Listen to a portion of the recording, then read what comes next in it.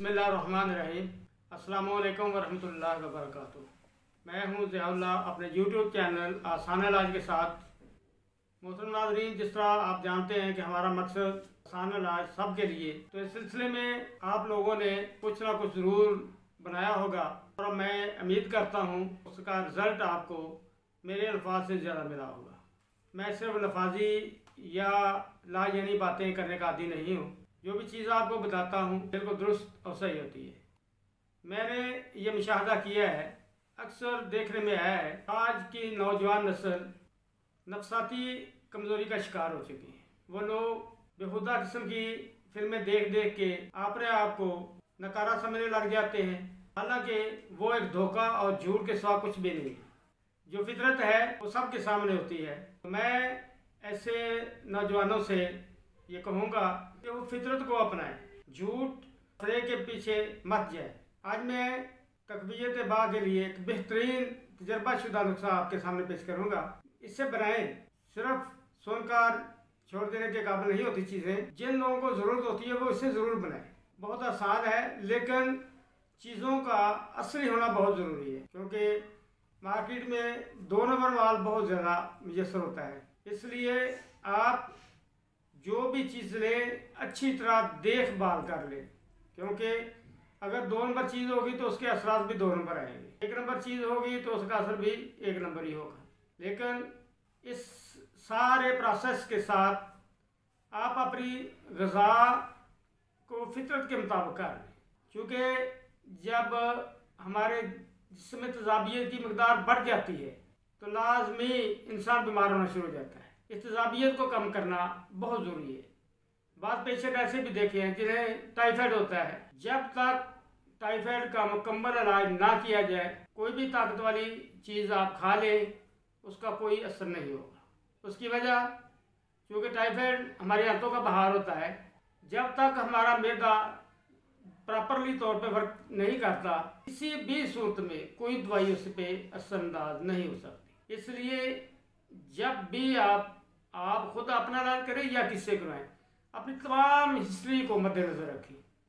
क्या कभी टाइफाइड हुआ, उसका वगैरह कराएं। अगर हो तो सबसे पहले अपने टाइफाइड का इलाज कराएं। अगर टाइफाइड का इलाज ना करवाया तो दुनिया जहान की दवाइयाँ खाने आपको कोई असर नहीं होगा।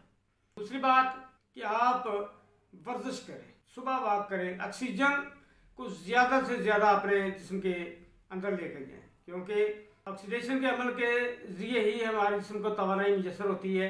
अगर ऑक्सीजन कम होनी शुरू हो जाए तो फिर हमारे सेल्स जो हैं वो मरना शुरू हो जाते हैं, डेड होना शुरू हो जाते हैं। तो इसलिए ज़रूरी है कि ऑक्सीजन की मकदार ज़्यादा से ज़्यादा हमारे जिस्म के अंदर आए। तो देखते हैं कोई नुस्खा कौन सा है, क्या है, किस तरह बनाना है, उसमें कौन कौन सी चीज़ें हैं, मैं आपको बताता हूँ। ये चीज़ें आपके सामने पड़ी हुई हैं। ये बकरा है, इसे कहते हैं खारखसकी भी कहते हैं, गोखरू भी कहते हैं, मुख्तलिफ नाम है इसके। ये कांटेदार फल होता है। इसको आप साफ़ सुथरा करके 50 ग्राम ले लें और उसे अलग से अच्छी तरह कूट कर छल्ली से छान लें, ताकि इसका बेहतरीन सूफ तैयार हो जाए। ये असगंध है, ये भी आपने असल लेनी है। ये जड़ें होती हैं वो लेनी है, ऊपर वाली शाखें जो काट के फरोख्त करते हैं वो नहीं लेनी है आपने। ये भी आपने 50 ग्राम लेनी है और 50 ग्राम ही जिनसिंग आपने इसमें डालना है, खालिस असल। पता नहीं कौन सा जिनसिंग आ गया है, इतनी लंबी लंबी है, मोटी मोटी, वो नहीं लेनी है आपने। जो असल जिनसिंग है, गोल्ड जिसे कहते हैं, गोल्ड जिनसिंग, वो आपने लेनी है। वो भी 50 ग्राम होगी। ये हो जाएगी 150 ग्राम। अलग अलग कूट कर इनको मिला लें। 1 डिबिया ये ज्वार मोरा की इसमें डाल लें, जितना भी इसमें हो। और 10 ग्राम आपने कुश्ता कली, इसमें कुश्ता कली है, कुश्ता कली आपने 10 ग्राम इसमें मिला लेना है। इसे आप अच्छी तरह मिक्स करके डब्बे में बंद कर लें। आपकी दवाई मुकम्मल तौर पर तैयार हो चुकी है। सुबह नाश्ते से पहले छोटा चम्मच 3 गर्म दूध जिसमें शहद मिलाया गया हो उसके साथ आपने लेना है। इसी तरह 1 छोटा चम्मच शाम को ले लें। अगर आप महसूस करते हैं कि मुझे ज़्यादा वीकनेस है, ज़्यादा कमज़ोरी है, तो आप 12 बजे भी ले सकते हैं। लेकिन ज़रूरत सिर्फ 2 टाइम से भी आपका मसला हल हो जाएगा इंशाल्लाह। लेकिन आप अपने ज़हन से जो हवा है वो निकाल दें, क्योंकि वहम का कोई इलाज नहीं होता। इसके दौरान आपने बर्फ़ वाला पानी वो कतई नहीं पीना। अचार, समोसे वगैरह या बेकरी मसनूआत, कोल्ड ड्रिंक्स, जूसेस वगैरह फ्रेश जूस पी लें आप घर बना के। कोई ऐसी चीज़ें, चीनी का इस्तेमाल नहीं करना, चीनी बहुत ख़तरनाक है क्योंकि ये जिसमें बहुत ज़्यादा तेज़ाबियत पैदा करती है। जो भी चीज़ तेज़ाबियत पैदा करे वो आपने कतई नहीं खानी। अगर हो सके तो कोई हाजमे के लिए कोई चीज़ साथ ले लें तो बहुत अच्छा रिजल्ट मिलेगा। तो इसके फ़ायदे क्या है, बेपना ताकत का ये मंबा है। तबीयत बिल्कुल फरहत बख्श हो जाती है, जिस्म बिल्कुल पुरस्कून और तंग में आ जाता है। इसमें कोई ऐसी नशावर चीज़ ना होने के बावजूद भी हमारे जिस्म को फरहत मिलती है, अच्छी तरह जिस्म जो है ना पुरस्कून हो जाता है।